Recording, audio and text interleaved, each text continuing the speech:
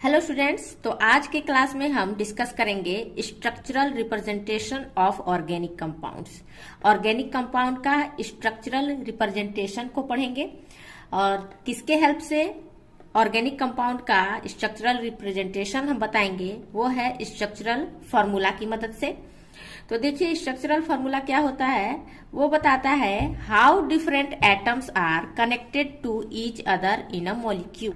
इसका मतलब क्या हुआ कि एक मॉलिक्यूल में विभिन्न एटम एक दूसरे से कैसे जुड़े होते हैं। तो अब ये स्ट्रक्चरल फॉर्मूला को फर्दर 3 भागों में क्लासिफाइड किया गया है। पहला है कंप्लीट स्ट्रक्चरल फॉर्मूला, दूसरा है कंडेंस स्ट्रक्चरल फॉर्मूला, एसटी का मतलब है स्ट्रक्चरल फॉर्मूला, और तीसरा है बॉन्ड लाइन स्ट्रक्चरल फॉर्मूला।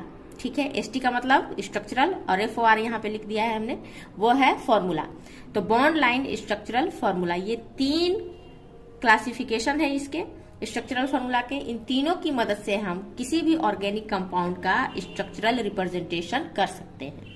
ठीक है, तो इन सभी को पढ़ें तो उससे पहले हमें एक और इम्पोर्टेंट चीज है, उसे जानना जरूरी है, वो है लुईस स्ट्रक्चर, और जिसे हम डॉट स्ट्रक्चर भी बोलते हैं। अब ये लुईस स्ट्रक्चर क्या होता है, तो Lewis structure show the bonding between the atoms present in a molecule and lone pairs of electron that may exist in a molecule। इसका मतलब क्या हुआ कि किसी भी मॉलिक्यूल में जितने एटम्स प्रेजेंट हैं उनके बीच में किस तरह की बॉन्डिंग बनी है। और लुईस डॉट स्ट्रक्चर यह भी बताता है कि किसी मॉलिक्यूल के अंदर कितने lone pairs of electron present हैं। ठीक है, और लुईस डॉट स्ट्रक्चर हमेशा कोवैलेंटली बॉन्डेड मॉलिक्यूल को ही बताते हैं। ठीक है, मतलब कि वैसे कंपाउंड जो कि कोवैलेंट बॉन्ड के द्वारा बने हुए हैं, उसी को हम लुईस डॉट स्ट्रक्चर के माध्यम से रिप्रेजेंट कर सकते हैं। फॉर एग्जाम्पल, यहाँ पे हमने H2O लिया है। अब H2O का लुईस डॉट स्ट्रक्चर कैसे बनाएंगे, तो सबसे पहले इसमें हमें सेंट्रल एटम की खोज करनी होगी। तो H2O में सेंट्रल एटम होता है ऑक्सीजन। ठीक है, तो यहाँ पे लुईस डॉट स्ट्रक्चर को बनाया गया है। तो फिर भी मैं एक बार इसे आपको समझाते हुए फिर से इसके स्ट्रक्चर को ड्रॉ करती हूँ। देखिए, यहाँ पे सबसे पहले ये ऑक्सीजन है, और हम जानते हैं कि ऑक्सीजन के आउटर मोस्ट सेल में कितने इलेक्ट्रॉन होते हैं, यानी कि वैलेंस सेल में कितने इलेक्ट्रॉन मौजूद होते हैं, तो 6 होते हैं। देखिए, 1 2 3 4 5 6। ठीक है, और ऑक्सीजन किसके साथ बॉन्ड बना रहा है, कोवेलेंट बॉन्ड हाइड्रोजन के साथ। यहाँ पे देखिए, और हाइड्रोजन के पास कितने इलेक्ट्रॉन होते हैं, 1 इलेक्ट्रॉन होता है। ठीक है, यहाँ तक तो सही है। अब देखिए, अब यहाँ पे कोवेलेंट बॉन्ड का फॉर्मेशन होगा ऑक्सीजन और हाइड्रोजन के बीच। अब कोवेलेंट बॉन्ड का फॉर्मेशन कैसे होगा, तो शेयरिंग ऑफ इलेक्ट्रॉन से होता है, कोवेलेंट बॉन्ड का निर्माण होता है। तो यहाँ पे देखिए, हाइड्रोजन को अपना ड्यूप्लेट कंप्लीट करने के लिए 1 इलेक्ट्रॉन की आवश्यकता होती है। तो हाइड्रोजन अपना 1 इलेक्ट्रॉन किसके साथ शेयर कर लेगा, ऑक्सीजन के 1 इलेक्ट्रॉन के साथ शेयर करके यहाँ पे बॉन्ड का फॉर्मेशन कर लेता है। ठीक है, उसी तरह ये वाला हाइड्रोजन भी अपना ड्यूप्लेट कंप्लीट करेगा, तो यह भी हाइड्रोजन के दूसरे इलेक्ट्रॉन के साथ बॉन्ड बना के, मतलब कि शेयर करके 1 इलेक्ट्रॉन का शेयर करेगा और यहाँ पे बॉन्ड का फॉर्मेशन करता है। ठीक है, तो इस तरह से हाइड्रोजन का ड्यूप्लेट कंप्लीट हो गया। अब यहाँ पे जो बचा हुआ जो इलेक्ट्रॉन है, तो यही बचे हुए इलेक्ट्रॉन को क्या कहते हैं, लोन पेयर ऑफ इलेक्ट्रॉन। यानी कि यहाँ पे ऑक्सीजन के पास कितने लोन पेयर ऑफ इलेक्ट्रॉन है, 2। देखिए, 1 2 3 4, यानी कि 2 इलेक्ट्रॉन का 1 लोन पेयर होता है।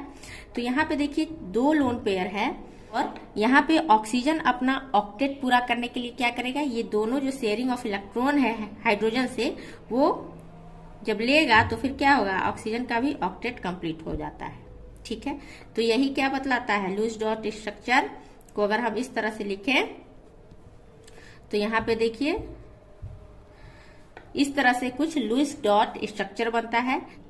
और जब भी कभी जब कोवेलेंट बॉन्ड बनता है, यानी कि 2 इलेक्ट्रॉन के बीच का जब शेयर, यानी कि जब 2 इलेक्ट्रॉन आपस में शेयर करते हैं तो कोवेलेंट बॉन्ड का फॉर्मेशन होता है। जब कोवेलेंट बॉन्ड बनता है तो उसे हम किससे रिप्रेजेंट करते हैं, डैश से। ठीक है, डैश से रिप्रेजेंट करते हैं, और ये है लोन पेयर ऑफ इलेक्ट्रॉन। तो यही क्या है, लुईस डॉट स्ट्रक्चर। ठीक है, हमारा दूसरा एग्जांपल है PCl3। ठीक है, अब हम इसका लुईस डॉट स्ट्रक्चर बनाएंगे। तो सबसे पहले इसमें सेंट्रल एटम कौन सा हो जाएगा, तो फास्फोरस हो जाएगा। ठीक है, अब फास्फोरस के आउटर मोस्ट सेल में कितने इलेक्ट्रॉन होते हैं, तो 5 इलेक्ट्रॉन होते हैं। 1 2 3 4 और ये 5 इलेक्ट्रॉन। ठीक है, और यहाँ पे क्या है, क्लोरीन। अब क्लोरीन के आउटर मोस्ट सेल में कितने इलेक्ट्रॉन होते हैं, 7।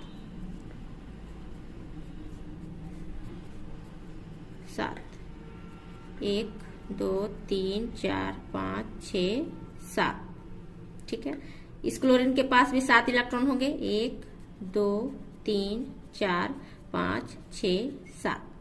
ठीक है, अब क्लोरीन को अपना ऑक्टेट पूरा करने के लिए फास्फोरस के साथ कोवेलेंट बॉन्ड बनाना होगा, यानी कि शेयरिंग ऑफ इलेक्ट्रॉन से ही कोवेलेंट बॉन्ड बनेगा। तो क्लोरीन इलेक्ट्रॉन का शेयर करेगा, ठीक है, फास्फोरस के साथ। तो देखिए यहाँ इसके साथ शेयर करके एक कोवेलेंट बॉन्ड का फॉर्मेशन कर लेता है क्लोरीन। उसी तरह दूसरा क्लोरीन भी अपना ऑक्टेट पूरा कर लिया शेयरिंग ऑफ इलेक्ट्रॉन से।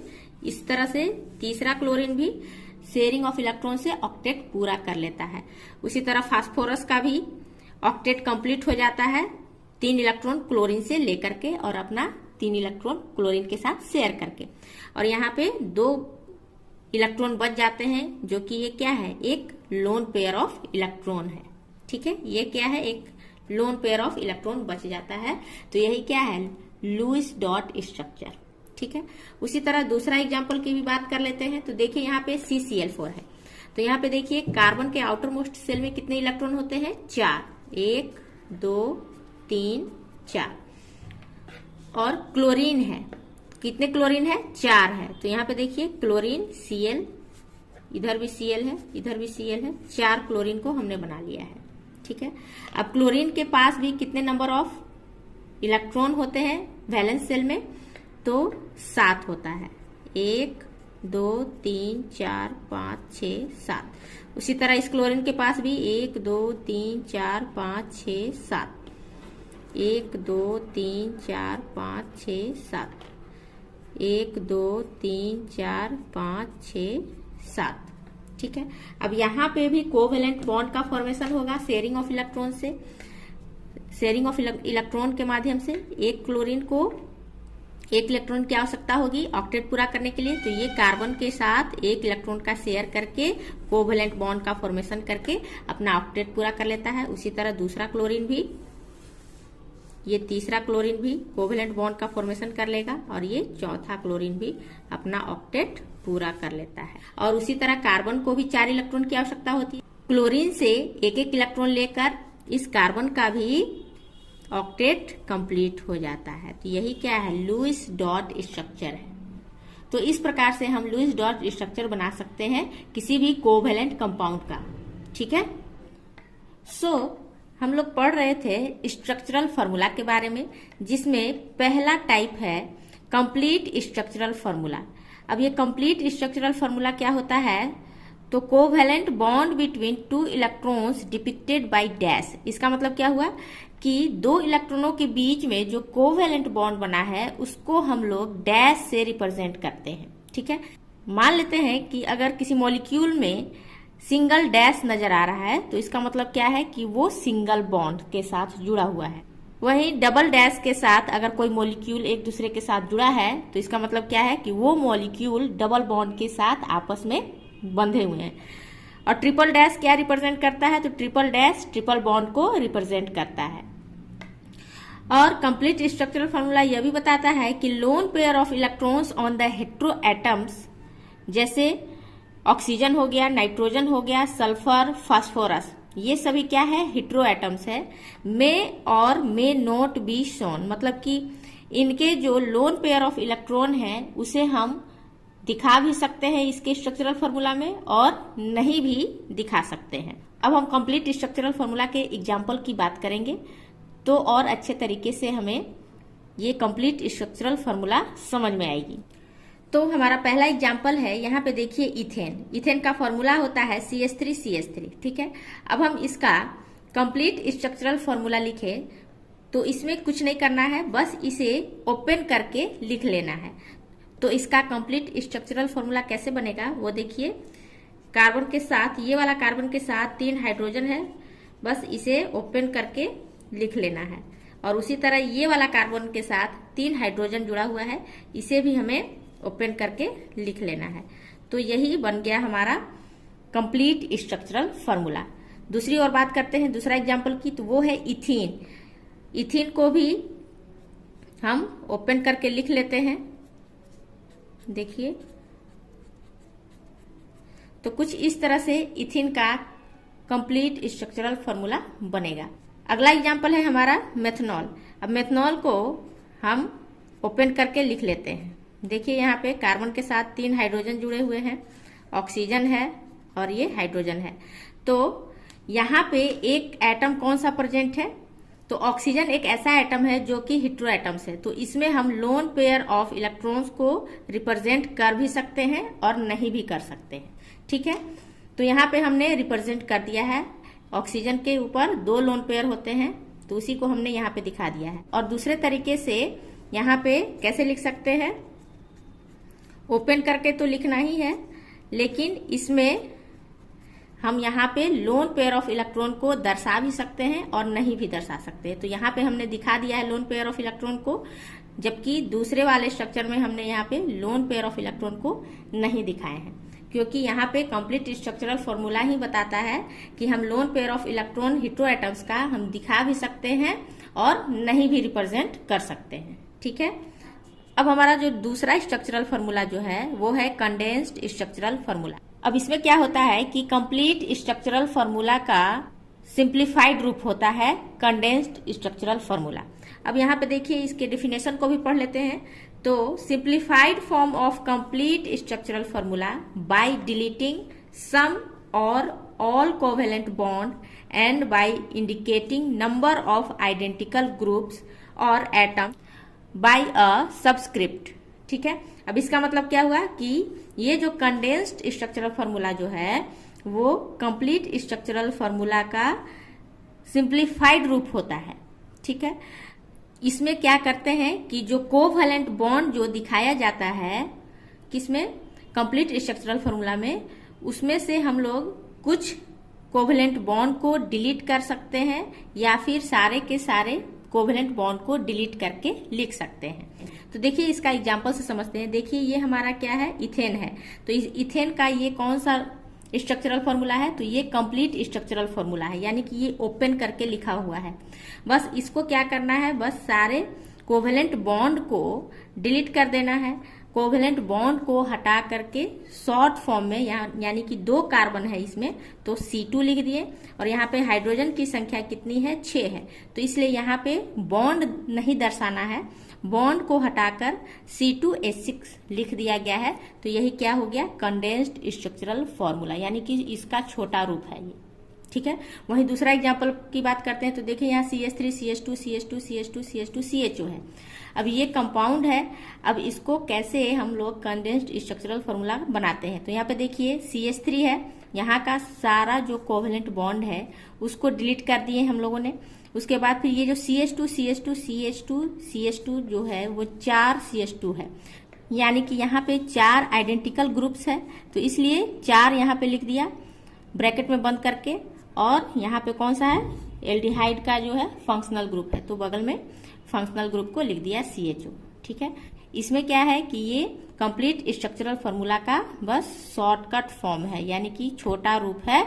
और इसमें क्या करते हैं कि इस फॉर्मूला को लिखने के लिए हमें कोवैलेंट बॉन्ड को लिखना जरूरी नहीं है। ठीक है, कोवैलेंट बॉन्ड, ये बीच बीच में आपको जो बॉन्ड नजर आ रहा है उस बॉन्ड को डिलीट कर देते हैं, यानी कि उसको रिप्रेजेंट करते ही नहीं है। तो ऐसा फॉर्मूला को ही क्या बोलते हैं, कंडेंस्ड स्ट्रक्चरल फॉर्मूला। और तीसरा हमारा जो स्ट्रक्चरल फॉर्मूला है वो है बॉन्ड लाइन स्ट्रक्चरल फॉर्मूला। अब ये क्या होता है, the carbon and hydrogen atoms are not shown and the bond between carbon carbon represented in zigzag manner. इसका मतलब क्या हुआ कि बॉन्ड लाइन स्ट्रक्चरल फॉर्मूला में हम कार्बन और हाइड्रोजन को नहीं दिखाते हैं, यानी उसको रिप्रेजेंट नहीं करते हैं। और साथ ही कार्बन कार्बन के बीच में जो बॉन्ड रहता है उसको हम लोग जिगजैग मैनर में रिप्रेजेंट करते हैं। फॉर एग्जाम्पल देखिए यहाँ पे हेक्सेन है, तो हेक्सेन में नंबर ऑफ कार्बन कितने होते हैं, 6 है। तो देखिए CH3 CH2 CH2 CH2 CH2 CH3 है, ठीक है। अब हम इसे बॉन्ड लाइन फॉर्मूला के रूप में कैसे लिख सकते हैं, तो इसे हम कुछ इस प्रकार से लिख सकते हैं। देखिए यहाँ पे ये नंबर 1 कार्बन की संख्या हम यहाँ पे लिख देते हैं, ये 1 है, ये 2 3 4 5 6, ठीक है। अब इसे लिखने का तरीका क्या है, तो नंबर 1 वाला कार्बन यहाँ से स्टार्ट करेंगे, ठीक है।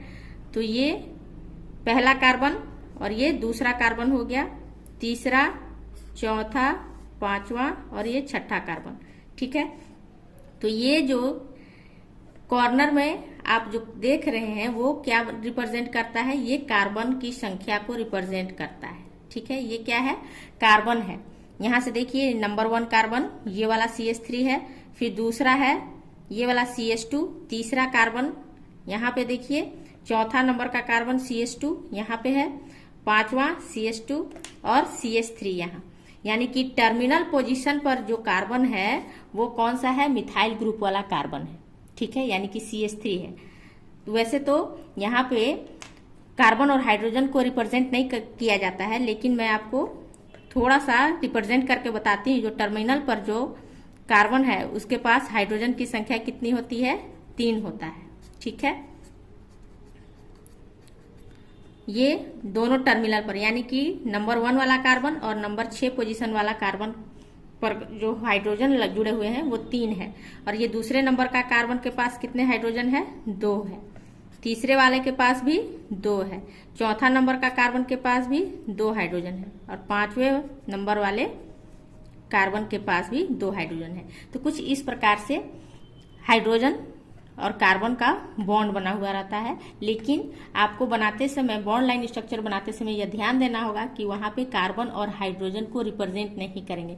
ये मैंने आपको समझाने के लिए बताया है कि जो टर्मिनल पोजीशन पर जो कार्बन जो रहते हैं वो मिथाइल ग्रुप वाला कार्बन होता है, यानी कि उससे 3 हाइड्रोजन जुड़े हुए होते हैं, ठीक है। तो एक्चुअल में बॉन्ड लाइन स्ट्रक्चरल फॉर्मूला जो है कुछ इस प्रकार से होगा, ठीक है। यानी कि हर एक कॉर्नर पे कार्बन है,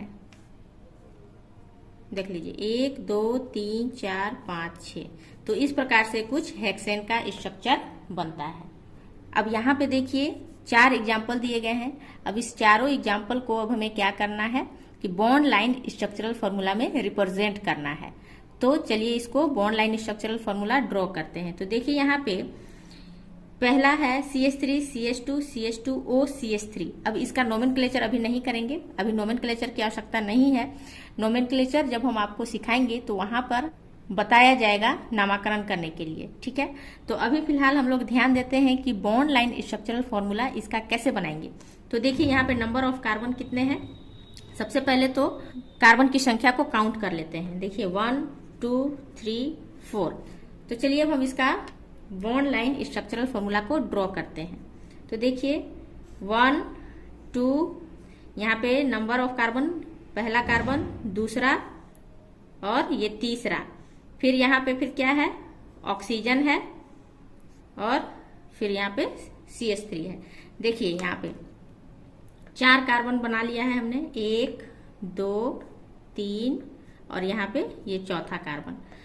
तीसरा और चौथे नंबर के कार्बन के साथ कौन सा ग्रुप जुड़ा हुआ है, ईथर, यानी कि ऑक्सीजन जुड़ा हुआ है। तो इसलिए यहाँ पे हमने तीसरे नंबर के कार्बन के साथ देखिए 1 2 3 4, ठीक है। तो ये तीसरा और चौथा के बीच में हम लोगों ने यहाँ पे क्या बना दिया है, ईथर ग्रुप को बनाया है, ठीक है। तो इस तरह से हम ये जो कंपाउंड है उसका हम लोग बॉन्ड लाइन स्ट्रक्चरल फॉर्मूला इस प्रकार से ड्रॉ कर सकते हैं। वहीं बात करें दूसरा उदाहरण का, तो फिर से वही करेंगे, कार्बन को काउंट कर लेंगे 1 2 3 4। यहाँ भी 4 कार्बन है।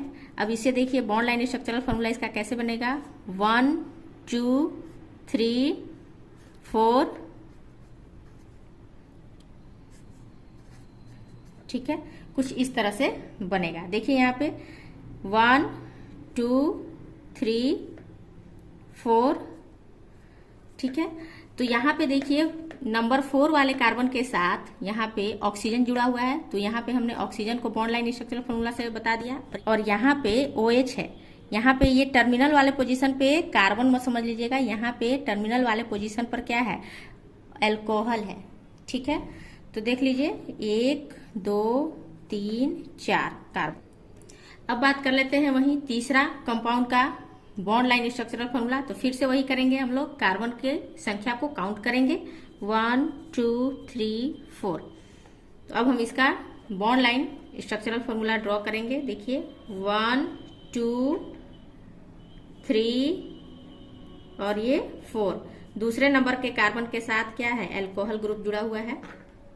देखिए 1 2 3 4। तो इस प्रकार से हमारा जो तीसरा कंपाउंड है उसका हम लोगों ने बॉन्ड लाइन स्ट्रक्चरल फॉर्मूला को ड्रॉ कर लिया है।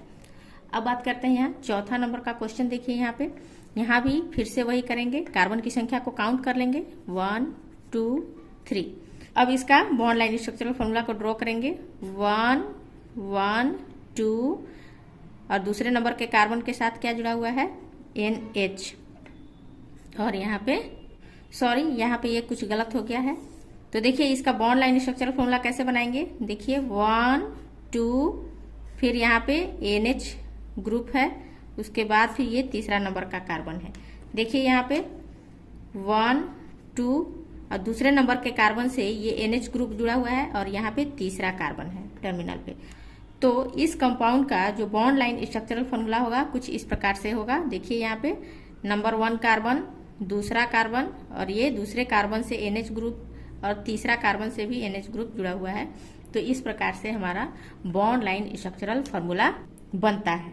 ठीक है, अब आज की क्लास का हमारा लास्ट टॉपिक रहेगा वो है 3D representation of organic compound. मतलब कि किसी भी ऑर्गेनिक कंपाउंड का हम 3D रिप्रेजेंटेशन कैसे करते हैं। तो एग्जाम्पल से इसे समझते हैं। देखिए पहला एग्जाम्पल है हमारा CH4 यानी कि मीथेन। अब मीथेन को हम लोगों को क्या करना है, 3D रिप्रेजेंटेशन करके बताना है। इसे किस प्रकार से रिप्रेजेंट करेंगे 3D स्ट्रक्चर में। तो देखिए यहाँ पे कार्बन के साथ 4 हाइड्रोजन जुड़े हुए हैं। तो इसे पहला 2 हाइड्रोजन जो रहेगा, कार्बन एक प्लेन में है। अब 2 हाइड्रोजन यहाँ पे दिखाया गया है सिंगल बॉन्ड से। ये 2 हाइड्रोजन ये कार्बन के प्लेन के साथ जुड़ा हुआ होगा। ठीक है, मतलब कि इसी प्लेन में रहेगा जिस प्लेन में कार्बन है। ठीक है, और 2 हाइड्रोजन जो बच गया है वो एक यहाँ पे डैश वेज दिखाई दे रहा है। ठीक है, तो एक हाइड्रोजन डैश वेज के साथ जुड़ेगा और दूसरा हाइड्रोजन जो है सॉलिड वेज के साथ जुड़ेगा। अब डैश वेज कहने का मतलब कि क्या है कि अवे फ्रॉम द ऑब्जर्वर, मतलब कि ऑब्जर्वर से वो दूर है। मान लेते हैं कि ब्लैक बोर्ड है, ब्लैक बोर्ड पर हमने कार्बन लिखा है और कार्बन जिस प्लेन में है उसी प्लेन में 2 हाइड्रोजन जुड़े हुए हैं, यानी कि ब्लैक बोर्ड पे ही है। और 2 हाइड्रोजन जो बच गया है, एक हाइड्रोजन ब्लैक बोर्ड के पीछे है, यानी कि अवे फ्रॉम द ऑब्जर्वर है, मतलब कि दूर है, ऑब्जर्वर से दूर जा रहा है। इसलिए हमने इसे डैश वेज से रिप्रेजेंट किया है। और जो ब्लैक बोर्ड से ऊपर है, ठीक है, ब्लैक बोर्ड से ऊपर माने प्लेन के ऊपर है, तो वो उसे हम क्या कहेंगे, सॉलिड वेज। ठीक है, सॉलिड वेज से रिप्रेजेंट किए हैं। इसका मतलब क्या हुआ, सॉलिड वेज का कहने का मतलब है टुवार्ड्स द ऑब्जर्वर, मतलब कि ऑब्जर्वर के नजदीक है ये। ठीक है, सॉलिड वेज से रिप्रेजेंट करेंगे। तो एक हाइड्रोजन डैश वेज पे जाएगा और दूसरा हाइड्रोजन सॉलिड वेज पे जाएगा। ठीक है, तो 3D रिप्रेजेंटेशन का 1-2 एग्जाम्पल और देख लेते हैं। तो देखिए यहाँ पे मिथाइल क्लोराइड है।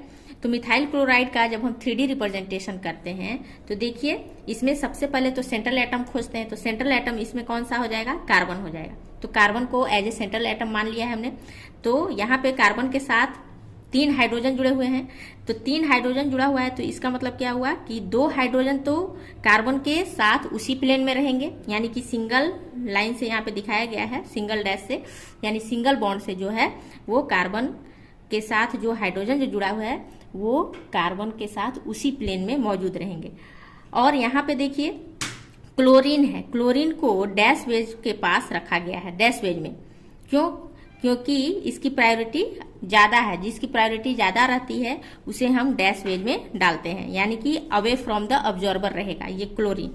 और सॉलिड वेज पर एक और जो हाइड्रोजन है वो सॉलिड वेज पे रहेगा, यानी कि टुवार्ड्स द ऑब्जर्वर।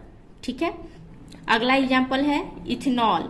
अब इथेनॉल में देखिए CH3 CH2 OH। अब इसमें हम सोचेंगे कि इसमें हम लोगों को पहले खोजना होगा कि सेंट्रल एटम कौन सा ले। तो इसमें सेंट्रल एटम ये दोनों कार्बन के जगह में किसे लेंगे, तो ये जो बीच वाला जो कार्बन है उसे हम एज ए सेंट्रल एटम को सेलेक्ट करेंगे। तो ये वाला कार्बन हमारा सेंट्रल एटम सेलेक्ट हो चुका है और ये वाला कार्बन के साथ ये 2 हाइड्रोजन जुड़े हुए हैं जो कि कार्बन के साथ उसी प्लेन में रहेंगे। अब बच गया ये 2 ग्रुप, एक OH और CH3। तो इसमें से जो हायर प्रायोरिटी वाला है वो OH है, जिसे हम कहाँ पे डालेंगे, डैश वेज वाले जगह पे। तो ये डैश वेज पे चला जाएगा OH ग्रुप और बच गया मिथाइल ग्रुप। तो मिथाइल ग्रुप जो है वो CH3 वो सॉलिड वेज पे जाएगा। ठीक है, डैश वेज कहने का मतलब क्या है कि अवे फ्रॉम द ऑब्जर्वर रहेगा, यानी कि दूर रहेगा, यानी कि ब्लैक बोर्ड से पीछे। और CH3 कहने का मतलब है, यहाँ पे सॉलिड वेज कहने का मतलब है वो आ जाएगा आपका टुवर्ड्स द ऑब्जर्वर, यानी कि ऑब्जर्वर के नजदीक रहेगा ये CH3 ग्रुप। तो इस तरह से हम बनाते हैं 3D रिप्रेजेंटेशन किसी भी ऑर्गेनिक कंपाउंड का। ठीक है, तो आज के क्लास में बस इतना ही। मिलते हैं नेक्स्ट वीडियो में, तब तक के लिए goodbye, take care, thank you.